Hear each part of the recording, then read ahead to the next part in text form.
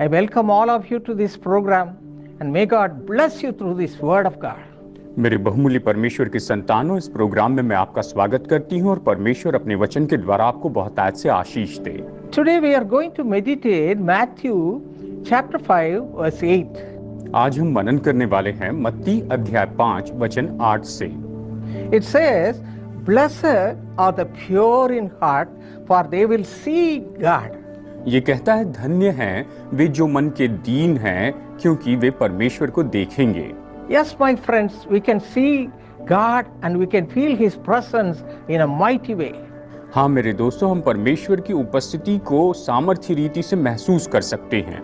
But to receive such a good experience, spiritual experience, we should move with the Lord. We should seek Him with all our hearts and we should have a pure heart. और ऐसा अनुभव पाने के लिए हमें परमेश्वर के साथ में रहना चाहिए, उसके साथ चलना चाहिए और हमारा मन बिल्कुल शुद्ध होना चाहिए।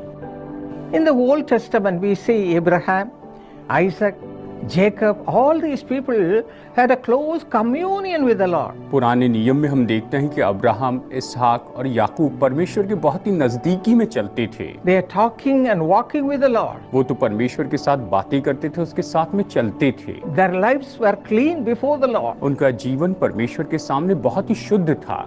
We have to do the same thing. हमें भी बिल्कुल ऐसे ही करना चाहिए। Check up your heart. अपने हृदय को जांच लीजिए। What kind of heart you have? आपका कौन सा, किस तरह का दिल है? Is it a pure heart before the Lord? क्या ये परमेश्वर के सामने बिल्कुल शुद्ध मन है?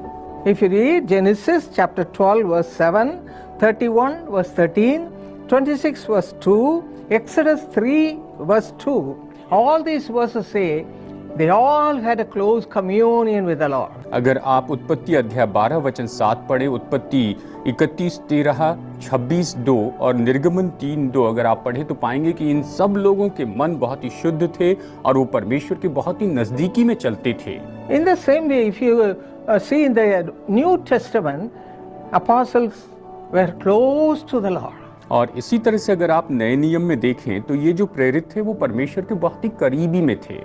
They were seeking the Lord with all their heart. वो अपने पूरे हृदय से प्रभु को खोजते थे। Because of that, they were blessed abundantly in their lives. और इसके कारण वो अपने जीवन में बहुतायत से आशीष पाए। In the same way, if you read Acts 10th chapter, there was a man called Cornelius. और इसी तरह से अगर आप प्रेरितों के काम अध्याय 10 पढ़े तो आप यहाँ पर पाएंगे कि कर्नेलियुस नाम का एक मनुष्य था। He was not a Jew.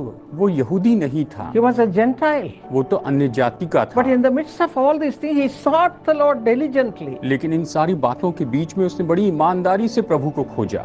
Because of that, he and his family received God's abundant blessing. और इसके कारण उसने और उसके परिवार ने परमेश्वर की बहुतायत की आशीष पाई। They were blessed with the power of God. और वो परमेश्वर की सामर्थ से आशीषित हुए।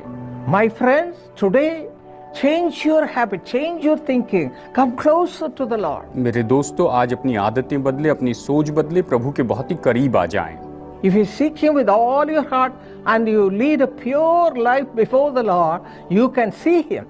अगर आप अपने जीवन को शुद्ध रीति से जिए और परमेश्वर के सामने अच्छी तरह से जीवन जिए तो आप उसे देख पाएंगे। When I was just 16 years old, I just sought the Lord. और जब मैं 16 साल की थी उस समय मैंने प्रभु को खोजा। That's why the Lord used to speak to me. और इसीलिए परमेश्वर मुझसे बातें कर पाए। When I go in the wrong ways, the Lord will correct me. और अगर मैं किसी गलत मार्ग पे जाती तो प्रभु मुझे सुधारते थे।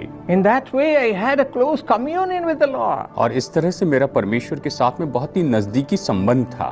Today, you can also have that blessing of God. और आज भी आप ये निश्चय ही आदत पा सकते हैं और आप परमेश्वर की आशीष पा सकते हैं। Right now, we are going to pray. You can commit your life. अभी इस समय हम प्रार्थना करेंगे और आप अपना जीवन समर्पित कर सकते हैं। And the Lord will change your thinking, change your life, and He will make you receive God's abundant blessings to talk to Him and to walk with Him. और परमेश्वर आपके जीवन को